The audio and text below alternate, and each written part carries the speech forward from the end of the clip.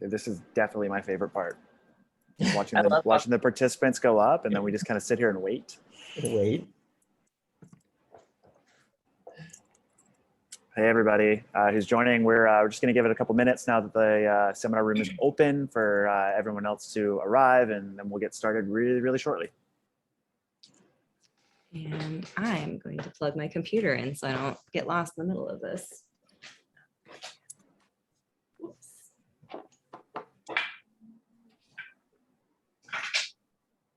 I think we'll wait till we get, what, 25 in the room?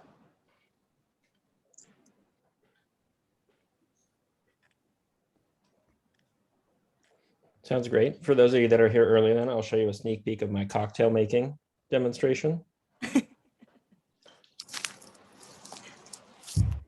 Love it.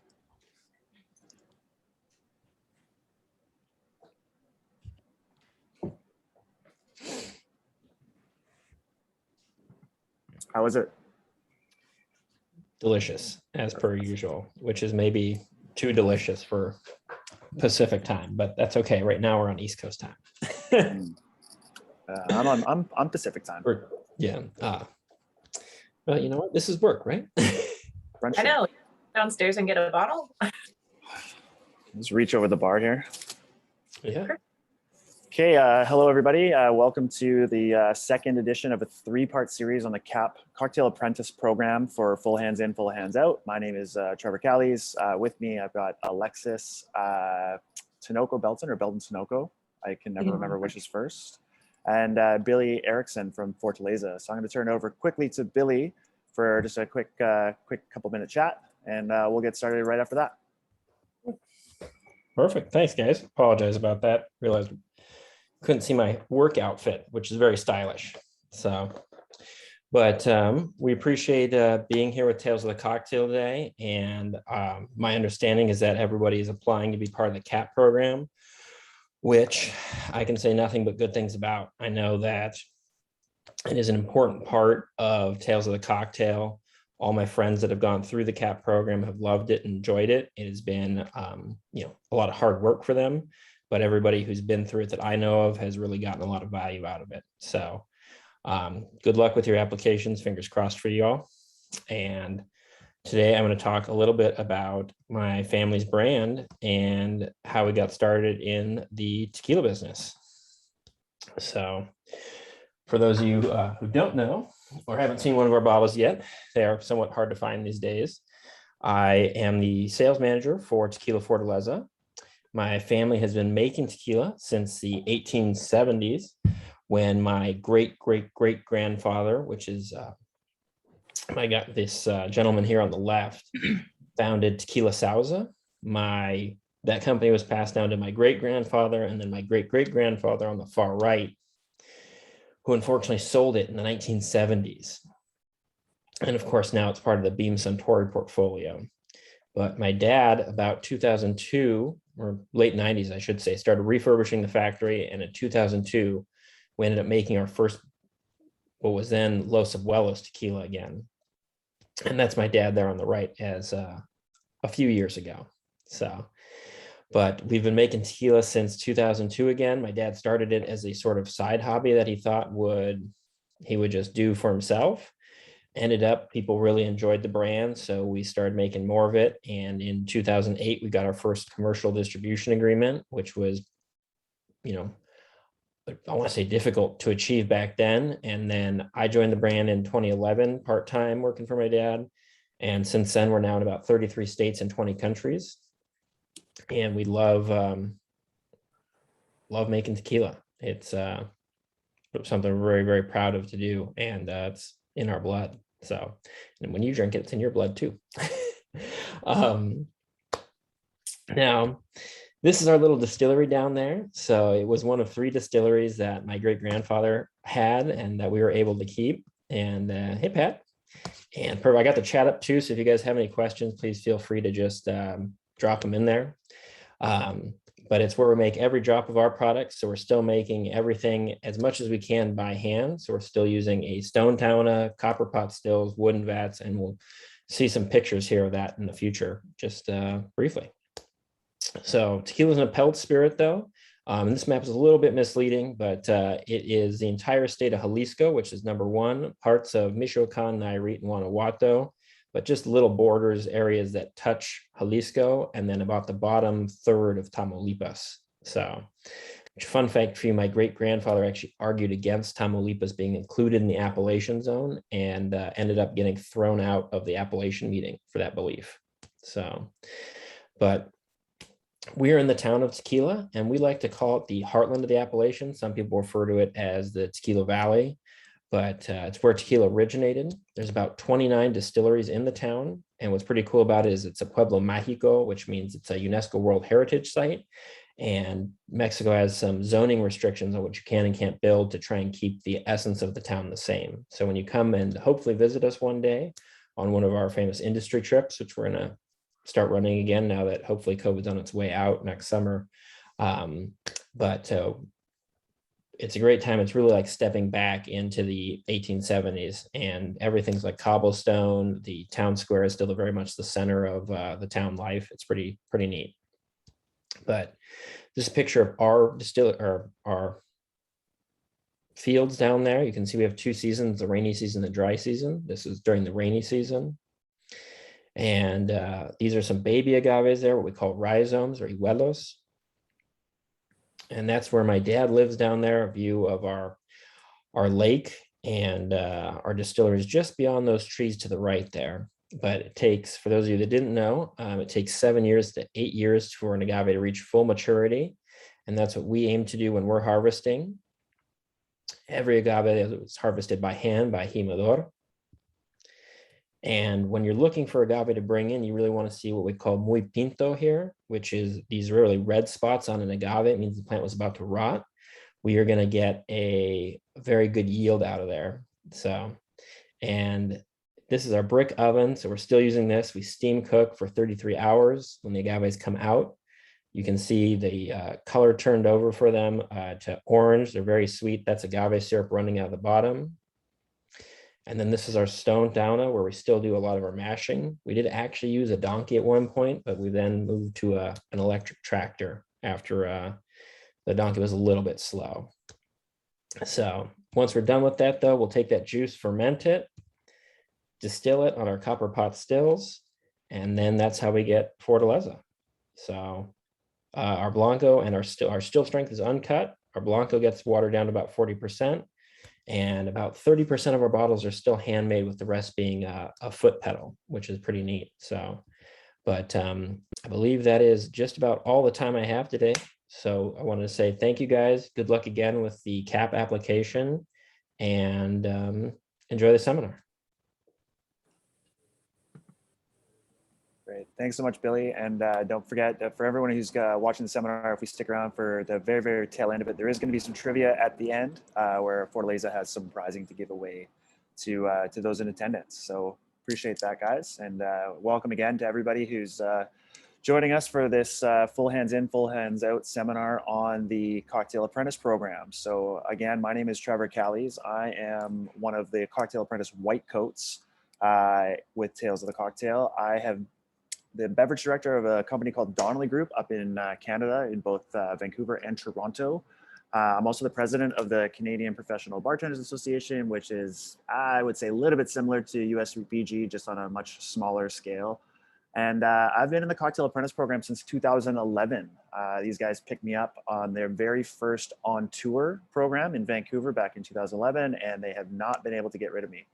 I've been attendance of 14 Tales of the Cocktail as a cap, both on tours and in New Orleans. And yeah, I've been a white coats for, this is my 5th year as a white coat. So lots to learn, still learning every single time I get down to Tales of the Cocktail. So with me today, I've got Alexis. I'll just turn it over to you, Alexis.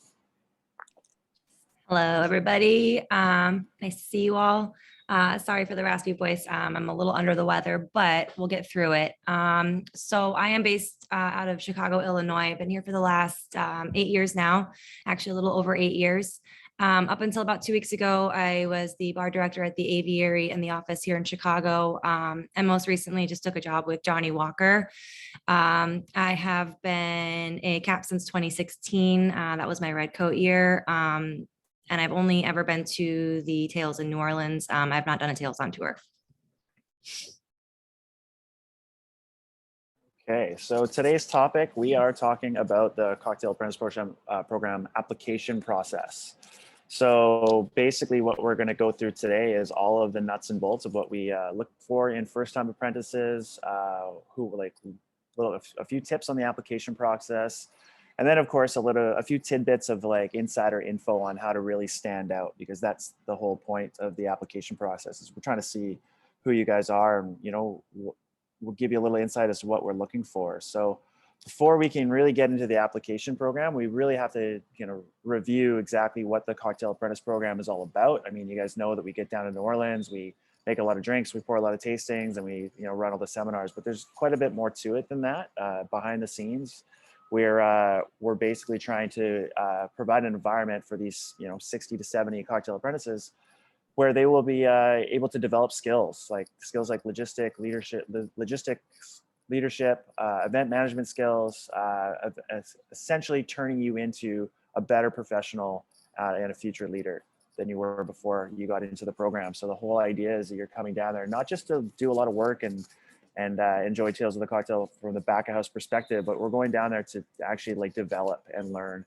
And there is very much an element of mentorship that's involved. We have some core values that we like to stress throughout the week of Tales, and then obviously beyond as well. Professionalism is a huge one for us. I mean, we're in front of a lot of people when we're down there, so we always ensure that we want to act professionally at all times. There's definitely a lot of eyes on us when we're in the seminar rooms and then going from our prep areas to the seminar rooms.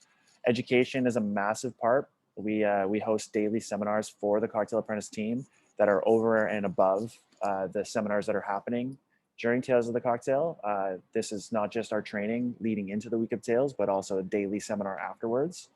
The CAP community is essential to growth after Tales of the Cocktail week is over. That's the CAP alumni network that is literally around the world now. We've had over 500 people pass through this program from about 30 different countries. So it's a pretty amazing thing to think about the brand new family and the brand new friends you get after being a part of this program. And of course, not to mention at last or least, hospitality. We talk of the attendees of Tales of the Cocktail as guests, and we want to make sure that we treat them as such. When it comes to the apprentices, like our week of Tales is pretty bookended by a lot of work, a lot of late nights, a lot of early mornings. Of course, you all know that we batch every single cocktail for every single seminar for the week of Tales. We also deal with all of the recipes ahead of time. We work with the presenters before Tales of the Cocktail to go back and forth and really understand what the purpose of their seminar is, so we can ensure that we're putting out the best possible drink for their guests, the best version of the drink that the seminar presents. We always aim for delicious, and we want to make sure that we nail all their cue points to the very second that cocktail needs to be in front of people. So there's a very tight schedule. We manage it very, very, very, very well throughout the week of Tales. And of course, there's a ton of hours that go into making sure that all runs smoothly, that as we get into the week of Tales of the Cocktail. We work extremely close with the full-time staff at Tales of the Cocktail, Alex Smith, Eileen, everybody else, to determine, product needs, logistical opportunities, making sure our inventory is exactly what we need with very little variance as to, what we have extra left over. Of course, Tales of the Cocktail Foundation is a foundation. It's a nonprofit. So we want to make sure that we're very mindful of costing and everything else as well while we go through Tales of the Cocktail. So at all of these steps, we're spending time working with the new apprentices and the junior apprentices to make sure that they, have an idea of how all that works, so they can leave Tales of the Cocktail with a little bit more skill set than they came in with. And then of course, we're there to develop other skills for the apprentices as well. We're really trying to make sure that we're covering all the bases for what a modern bartender in 2021 and beyond really needs to have. Not just about batching and mixing, because we're sure that most people these days know how to do all of that. What we're really looking for is to make sure that you can take these skills and turn it into something bigger for yourself, bigger for your professional growth, and of course for your community around you. Just a little bit on the makeup of the CAP team. We have 4 tiers of leadership and workers in the Cocktail Apprentice program. We try to relate each one loosely to the various levels of management in a typical restaurant or bar environment.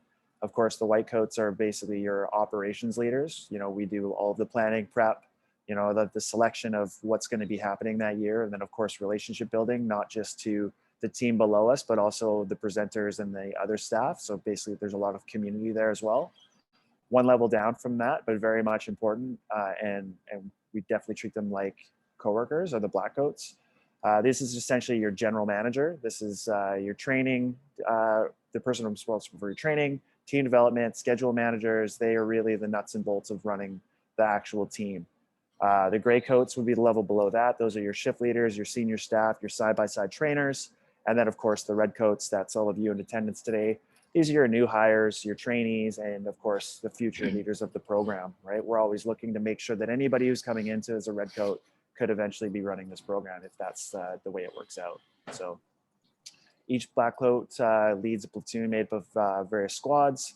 Each squad is led by a gray coat with 2 red coats with them. So there's very much a small team within the bigger team, within the biggest team, which is the CAP program as a whole.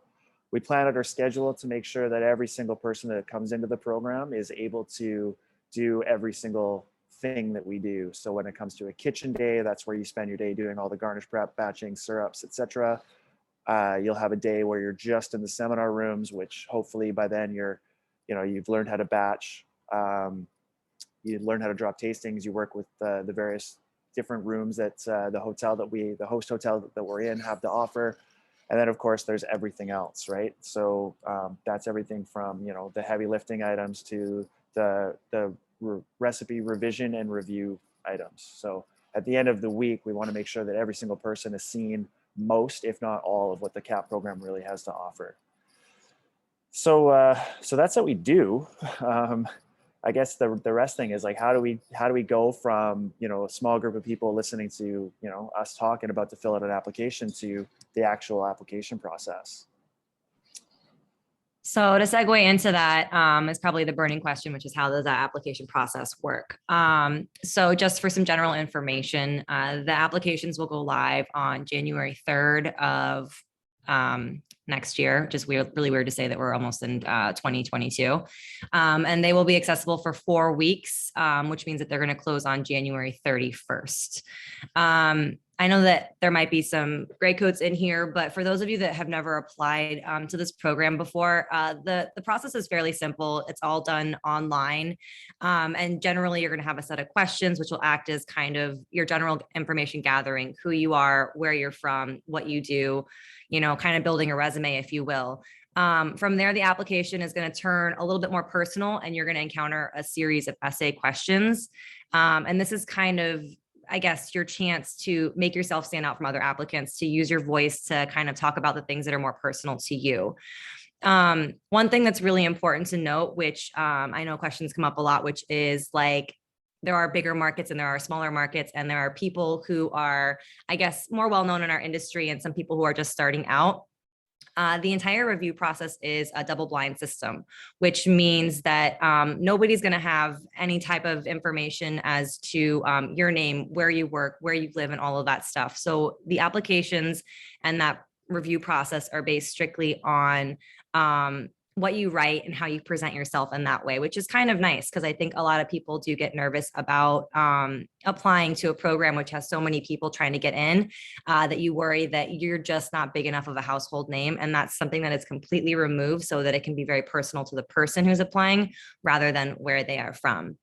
And then it's also important to note that, like, we're not, over here, people aren't reviewing notes with each other and trying to see who's grading who as to what. Everything is kind of kept separately. And that's the other part of the double blind, which is that you want judging to be fair and unbiased and based on each person's interaction with that person that's being reviewed, rather than what somebody else might think of them. So it is very personal, not only to each of you who's applying, but very personal to each person who is going to be reading your application and your resume, and kind of selecting applicants who are going to provide the most to this program and bring really good qualities to the table. At the end of the day, I think we all understand that this is a place you come to learn. And so we want to make sure that we pick applicants that are coming in to learn. And as Trevor said earlier, to take away as much as they can from this program. to pass it on to other people back home and to kind of continue that process. Yeah, I should also note that, you know, each year the number of applicants we receive it varies. You know, we get hundreds upon hundreds of applications. So we actually give ourselves a fair amount of time to read through each one of these applications and score it accordingly. So we definitely take our time with this process. This isn't something that we ever want to rush through, because we understand how important the program is to us, and we know exactly what it's done for us. We want to really make sure that we're giving every single person the best opportunity for us to understand, you know, who they are and what they are all about before we make our final decisions. The team size, it varies on, you know, of course, when we go on tour, we have a much smaller team of about 8 to 10 total caps down there. This year, we are going to have a team of Redcoats of somewhere between 30 and 36, I think is the number we've got this year. So that's the number that we're working with right now. So in terms of taking all that information that Alexis just gave us, let's get into a little bit more of what we're actually looking for in terms of applicants. So, you know, we mentioned the essay question, and those questions change a little bit each year depending on, you know, what's happening in the world and what's going on around us. We always want to make sure that we're not just putting the same 5 questions out there. That doesn't really make for an exciting committee to go through and read those things every single year. But this essay program is exactly where you get to, you know, really express yourself and and hopefully give us a little insight as to who you are and what your personality is all about. This is exactly where you can influence us to swing the vote in your direction, or to make us feel a little bit more like encouraged by what you're writing. I should mention there are no right or wrong answers when we read their essay question. I am always so excited to read these question answers, because it really it reminds me of like how amazingly diverse the world is, and my experience as a bartender up in Canada is completely different from what someone might be going through or achieving, or you know, the opportunities that they've been faced with in their market. So what we really look for is for people to be really honest, forthright, thoughtful, take your time with it, and really just put yourself on paper. You know, a ton of applicants, we hear all the time that applicants don't really think that they have a shot because they don't know somebody that knows somebody. They don't work in a big market. They don't work at a world's best bar or a James Beard bar, or et cetera, et cetera. Maybe they haven't gone far enough in a national or international cocktail competition. That's not exactly what we're looking for. I mean, all that stuff is great, and I highly applaud anyone who has those opportunities and who gets that far and who does that part of cocktail bartending. But that's not what this program has ever been about. It hasn't been about award winners. I mean, although we'd love to look around us and see all the people who do amazing, both before they join the apprentice program and then go on to do amazing things. But it's not about winning a certain, you know, brand's cocktail competition before you get into this program. We're looking for people who are eager to learn and eager to grow, and not just grow and learn while they're at sales, but also take that information and bring it back to the people who work in their bar, who work in their city, and then who work in their community. We don't look at it, as Alexis mentioned, it's blind the whole way we go through. We don't look at your resume items, you know, the where you work, the where you live, and the where you have worked, or who you know. We always leave that until the very last stage of the process, so we can basically just use it as to ensure we're drawing people from the right, you know, from not the right areas, but a vast variety of areas around the world. Our goal is diversity. We want to make sure that if we're only taking 35 bartenders, we want to make sure those 35 bartenders have a variety of backgrounds, a variety of experiences, and it doesn't make a ton of sense for us to ever have everybody already know each other as we go through this program. That's not going to help us grow and learn as a community of cocktail apprentices, which is extremely important to all of us. We're looking for people who want to take this information and take this experience and then give back to the community around them. In terms of personality traits or abilities or skill sets, we are realistically what we're looking for in a red coat is the ability to listen, ability to learn, to grow, adapt, to absorb information, and then to also be led and then eventually lead, or both at the same time. That's how we run our week, is to make sure that from day one you're learning. By the time we get through day 5, you're leading and you're growing and you're on your way to do the next step. In terms of overall experience of what you need to have done before you enter Tales of the Cocktail Apprentice program, I mean, that ranges. I mean, I was already a beverage director for a company with 12 venues when I started working with the Cocktail Apprentice program. But from there, we've had people come in with very little bartender experience, from barbacks to working in liquor stores to pouring beer in a brewery tasting bar. So it absolutely varies of what you would need to have done. What I can't stress enough that we're not really looking for a resume when we read these applications. What we're reading is for the opportunity to create an amazing team of diverse people with, the opportunity to bring some amazing things back to their community. I think this, among many other things, is one of the reasons why the CAP program is as exceptional of a program as it is. So I am sure that, leading up to this moment, you're going to be wondering, like in terms of the application, like, are there any small tips for applying? And the answer is yes. I think that there's always tips for everything, especially from people who have done it multiple times over. And one of the biggest ones that we can offer up is not to wait until the last minute. I was a procrastinator in high school. I squeaked by with amazing grades doing it, but it is like very stressful. And so even if you're somebody that tends to procrastinate, do yourself a favor and don't wait until the last moment. Open up the application when you have a second, when it goes live, copy and paste those questions and kind of carry them with you for a while, kind of absorb them and maybe get a better understanding for what is being looked for or asked for of you. Applying for anything new can be stressful in so many ways, whether you're applying for your driver's license for the first time, a new job, like, how much stress that can bring on to somebody. So why let it compound when you can kind of get ahead of that?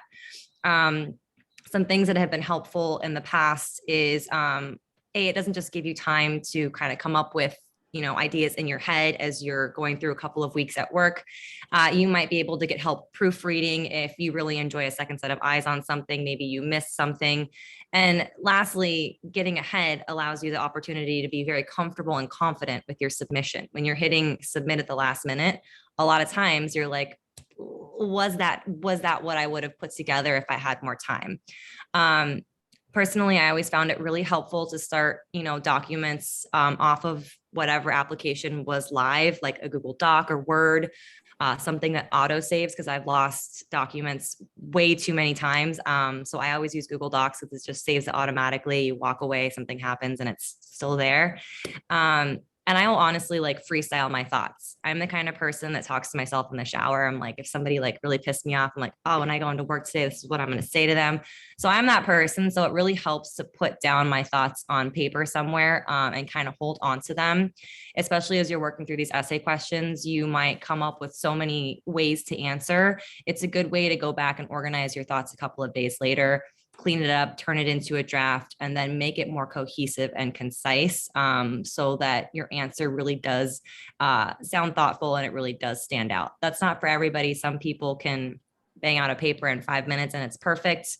But I really find that giving yourself extra time, especially if you are a procrastinator, is super, super helpful. And to kind of tie into some of the other things that were said earlier, not everyone has the same experiences. So I wouldn't worry too much about who else is applying, who am I up against, have I won enough awards? We all are unique and we have such different life experiences. We come from all over the world, all walks of life. As TK mentioned, you might be pouring beers at the college bar down the street. You might be a former brand rep who's getting back into bartending. We don't know where each of us is coming from. So tailor your answers to your experiences and try not to worry about how somebody else might stack up against you. What's so great about the program is that because people are selected from all over the world and all walks of life, it's amazing to see that group then come together and work together for a week and create a very exciting, a very diverse, team that just wants to learn and take as much away from each other as possible. I can't tell you how many new things I learn from people that are not exactly adjacent to me and what I do every day at my job, but I've been able to go back home and become a better manager because of things that I've learned from other people who I wouldn't have otherwise had a chance to meet. So I guess, speaking from my personal experience, I've always tried to share information that was pertinent to the question being asked, but also I tried to keep in mind some experiences or moments that were defining for me. As I returned each year and reapplied, you find new things pop up. Sometimes they're tied directly to your week at Tails. Sometimes it has to do with something that you learned and you brought back home, and it was a learning experience, something you brought back to your community. But I always tried to find moments that were defining and kind of characteristic of what the essay question really wanted you to dig out of yourself. And I gotta say, not every answer is going to be like super happy and beautiful and rainbows, because life is challenging and we go through challenging things. And I think the beauty of answering these things honestly and thoughtfully is that it might bring up situations that were challenging for you, and you get to talk about how you learn from them or how you would do better in the future. So there are no wrong answers, and the best thing you can possibly do is to speak your truth and to make sure that your answers are coming from your heart, and they're kind of defining who you are as a person rather than who you want to appear to be on paper. And then lastly, one big one is just to remember to cater to your strengths, but not to be afraid to talk about your weaknesses. People that apply to this program are often looking for a community to be involved in. They want to learn new skills.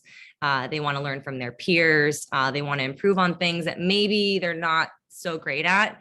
And I think in order to do that, coming into this kind of a program, you have to be honest about what we are already really good at, but also the things that maybe we're fearful of and the things that we want to learn how to do better. Because I think at the end of the day, that's the entire point, is to walk away from this, I don't want to say a better person, but somebody who has gained a lot more as they're leaving. And while they might have brought a lot to the table, they're leaving much richer because they're taking so much more away from everybody around them. And think about that as you're applying. Think about that as you're writing. Think about those things that maybe you're scared to bring up and say that, like, hey, I'm not really great at this. This is something I really want to learn how to do. Because I think all of those things tie to a really good application and kind of allowing yourself to shine through and letting people know kind of who you are without having met you already.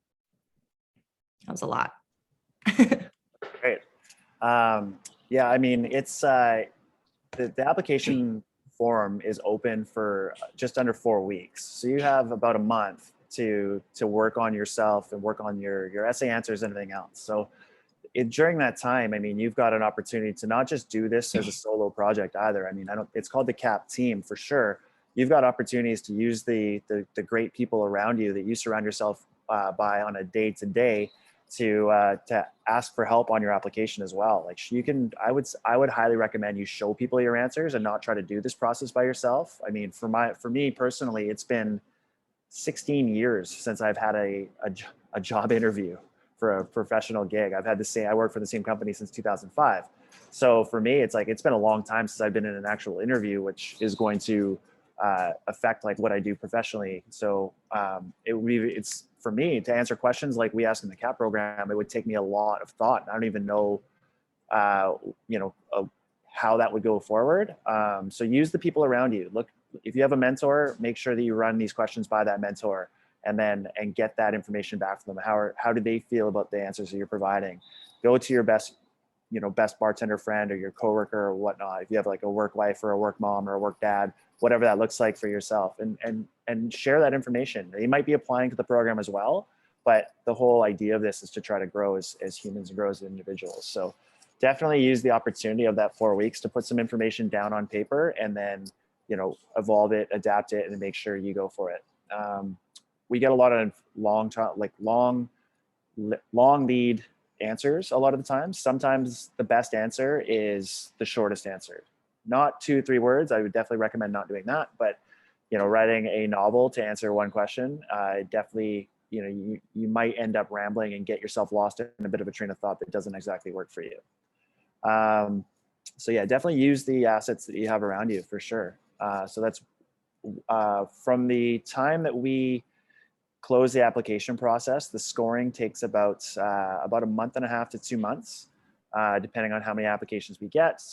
As we mentioned, we don't just read them through the first time and then call it. We have a number of steps that we go through in the application process, and we try to get the red coat invites out for the first week of April. So it is some time to be sitting there wondering whether or not you were accepted or getting invited back to the program. But we spend that time to make sure that we're giving ourselves the opportunity to create the best team, but also give everybody the best opportunity to join our team as well. So in terms of things that you need to know and things that you should maybe be looking at as you get closer to the application opening, like what can I do as a human? What I would start thinking about today is I would start thinking about why you want to be a part of the Cocktail Apprentice program, and then be able to put that into words. Like start thinking about that, you know, when you're going for your run, when you're on your way to work, or when you're in, you know, the shower thoughts or whatnot. So understanding what you want to take from this program is a great opportunity to get that. If you know a CAP, or you know a former CAP, or you're friends with Facebook, friends on Facebook or whatever with a Cocktail Apprentice, start asking them some things about what the program has meant to them and what they have taken away from the program in both personal and professional growth. That'll give you an idea of what you're going to expect when you get down there. There's a ton of stories that exist in this world about the last 15 years of the Cocktail Apprentice program. Some great, some not so great, but ultimately you won't really know what it's like to go through this week until you do it yourself. But you know, the people around you will have an opportunity to go there as well. I would highly recommend thinking about your community as well and your place in it. So what is your city like for cocktail bartenders, or just or beer bartenders or spirits bartenders? What is it missing? You know, what can you bring to our program from your community? What are your, you know, highlights and lowlights of being a bartender or being in this industry? All of these things, if you start thinking about them early into the application process, will help you bring a little bit more of yourself and your personal experiences to your application as well. And then one last thing to start thinking about from my perspective would be defining your goals inside your own mind, right? What are your personal goals? What are your professional goals? What do you want to achieve in the next, 3 months, the next 6 months, the next year? If you're filling out the red coat application, we already know that your goal is to be a CAP. We want to know what else. Like, what else do you have planned for yourself? Is it a brand ambassador? Is it to win world class? Is it to, travel the world and do stages in 8 different countries by the time you turn whatever age? These are the things that we'd like to know, mostly because we're trying to figure out who you are and what makes you tick. So. Cool. So I know that there's probably some questions that are bubbling up. If you have a question, please feel free to drop it into the Q&A box. But some that have kind of come up in, excuse me, in the past, a big one is, and I think we covered this a couple times roughly, is does it matter if we are applying from a small market, and what does that do to our chances? And I think the long and short, and correct me if I'm wrong, is doesn't do anything to your chances. This is why there is the double blind system, so that there can be no personal biases or anything that makes you think otherwise as you're reviewing someone's application.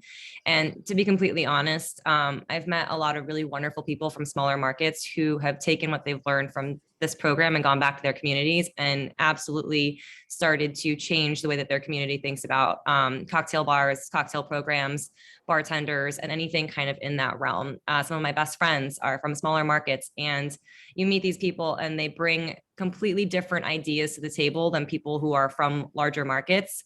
And so the long and short is that it does not matter. And the mix of small market, large market is what makes the team so diverse and so wonderful to begin with.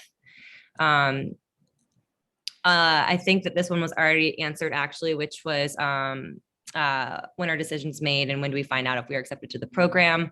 So as you mentioned, in April, typically is when you'll start to find out if you were accepted to the program. Check your spam emails. I have literally been that person who got a personal text message from somebody about a month later asking if I was planning on coming because my emails were going to spam. So set yourself a little reminder, check your spam and trash emails, make sure that you put those contacts into the correct folders so you don't potentially miss a really exciting email on your end. Gray coats will be notified in early February if you're applying to come back as well. This is actually one that I don't have an answer for that I have always been curious about, is if we are going to be accepting recommendations from past caps, bosses, or people in the industry. So, I mean, I can speak to that a little bit. In terms of recommendations, they're not the be all and end all of the application process. By the time that we know who you are and who you work for, it's probably already, you've either already been shortlisted or otherwise. So in terms of the recommendations, we do have a forum where previous people who have gone through the program can submit names of people that they know are applying to the program that they feel would be an amazing part of our team. It doesn't count as a vote one way or the other. It's just a way for us to kind of see, the connecting the dots of the tree of, 6 degrees of CAP program kind of thing. We do ask for your supervisor's name on the and where you work, obviously, on the apprentice application, but that information isn't used for any reason to contact them at all. So in terms of recommendations, it's kind of a yes but no, but yes but no answer. The opportunity exists, however, we don't. It's not something that really sways our votes or our decisions one way or the other. There was a question that was asked in the Q&A in terms of word limits for the application answers. Once you see the questions that we put forward, there is a different word cap for each one. We try to keep everything below 1,000 words, which it's been a long time since I've been in university, but I remember how long it took me to write a 1,000-word essay back then. So I can't imagine there's going to be a lot of 1,000-word answers coming through. But again, there's no, in terms of averages, anywhere between 250 words for one of the shorter answers to 500, 750. It really all depends on how concise and how clear you can be with your argument as to what you're answering and why and how. In terms of Tails this year, it's July 25th through the 29th. As a cocktail apprentice, you arrive a few days earlier than that to go through the setup process and the training process. So it's about for red coats, I believe it's about a 9-day commitment to be down at Tales of the Cocktail. When it comes to the room and board, etc., there's your hotel room is taken care of for the week of Tales while we're in work mode, and then there are a few meals that are taken care of as well. So the opportunity that once you get down there is pretty great, but it is a week away from the work, which is something to note when you get down there. There's another question in the Q&A box. How much priority do you teach redcoats about management qualities? I'm just going to speak from my personal experience as a redcoat really quickly, and that is that what was kind of hammered into us that first week of our first year, that week, was that we were not really there to be managers. A lot of us came from programs that we were managing. A lot of us were higher ups wherever we came from. And the whole point was to take a back seat and learn how to take direction again, learn how to follow a team leader, and learn how to work with others alongside you, like, the peers that you have. So at the end of the week, it was kind of a culmination of all of these things that you had learned, and kind of then in that moment stepping up and kind of displaying what you learned that week on the last day, half day. So I would say that, and once again, please correct me if I'm wrong, the priority to teach you about management qualities is not like upfront. It's not like, hey, here's how you be a better manager. I think it's about watching other people lead and guide and taking your cues from them and learning how you can apply that to how you already manage people or how you are a manager yourself. I couldn't have said that better myself. That's exactly how we look at the program, right? I mean, everyone's a different experience level once they arrive at Tails, and not everybody's going to come in with equal set of skills. So our goal is to make sure that we, are giving each other an opportunity to lead and be led, and teach and be taught. Julian had a question about what if you're between jobs when you're filling out your application and you don't have a workplace at the moment. Again, that's totally fine. We've had that experience a lot before. I mean, I believe it says in the instructions, if you don't have a workplace currently, to put your most recent, just so we, connect the dots on that one. So there's not a big priority as to where you work. Like I said, it's really about what you can be, taking back to the community down the road. If there's any more questions, we have another minute or two before we turn it back over. And while I'm waiting for that, I'll just let everybody know that is on this in the seminar still, that if you are interested or you know somebody who's interested, and again, we want to get as many applications as possible for us to applying for a CAP program in 2022, just be sure to sign up for the next session, which is part 3. That's taking place on January 13th. So just 10 days into the application program. So if you're stumbling through some questions, you've got some more things you want to ask as you get closer to pushing that final submit button.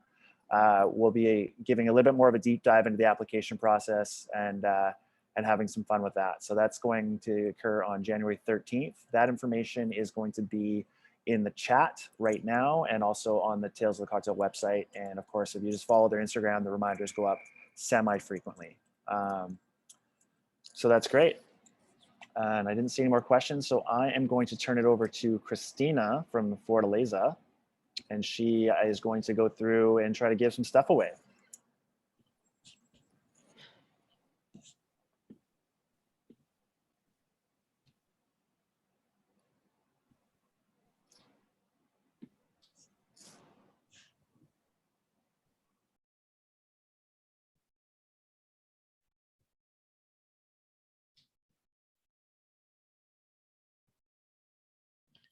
You are muted.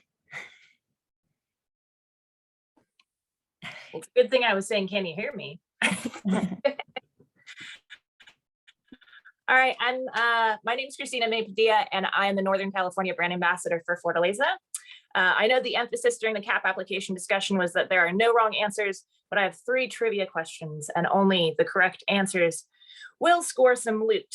So I will ask 3 questions, one at a time, and the first to answer correctly on the chat will receive some fun Fortaleza goodies.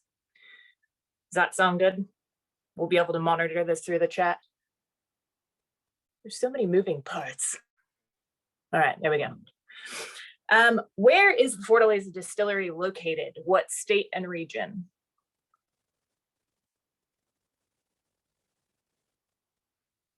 There we go. So Lindsay is our first prize winner. Perfect. What year was the first bottling of Fortaleza originally? Which was originally Los Abuelos, I know Billy had mentioned. Does anyone recall? Close. Oh, there you go. Is that? Sorry, I have to get real close. Andrew. Good job. And then how many years does it take for blue agave to mature when growing from rhizome? There we go. Well, so many. Let's do. Oh, it's moving so quickly. All right, the first person that answered, which is 7 to 8 years.